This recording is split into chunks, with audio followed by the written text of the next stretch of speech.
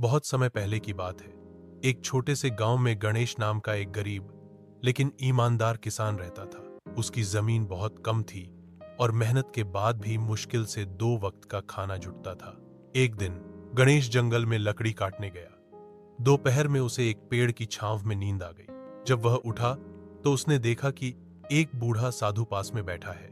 साधु ने मुस्कुराते हुए कहा, तू ईमानदार है बेटा, मैं तुझे एक जादुई लौटा देता हूं। जब भी भूख लगे बस बोलना, लौटे बाबा, खाना परोस दो और ये तेरा पेट भर देगा। गणेश को बहुत खुशी हुई। वह घर गया और जैसे ही कहा, लौटे बाबा, खाना परोस दो, लौटे से गर्मा गर्म रोटियां, सब्जी, खीर, पूरियां निकलने लगी। अब उसका पूरा परिवार पेट भरकर खाने लगा। उसने किसी से इसका राज नहीं बताया। एक दिन गांव का लालची सरपंच गणेश के घर आया और खाने की खुशबू से हैरान हो गया।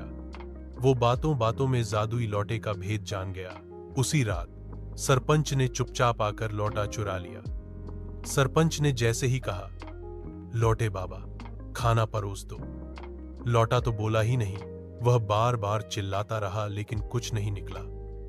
फिर अचानक लौटा कांपने लगा और उसमें से पानी की तेज धारें निकलने लगी, जैसे बाढ़ आ गई हो। घर पूरा भीग गया, अनाज बह गया। घबराया हुआ सरपंच लौटा उठाकर भागा और गणेश के घर आकर माफी मांगी।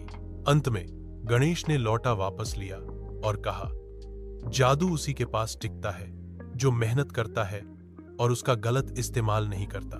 गांव में अब लोग मेहनत करने लगे और लालच कम हो गया। सीख, मोरल, ईमानदारी और मेहनत का फल जरूर मिलता है। जादू भी उसी का साथ देता है जो उसका सही इस्तेमाल करे।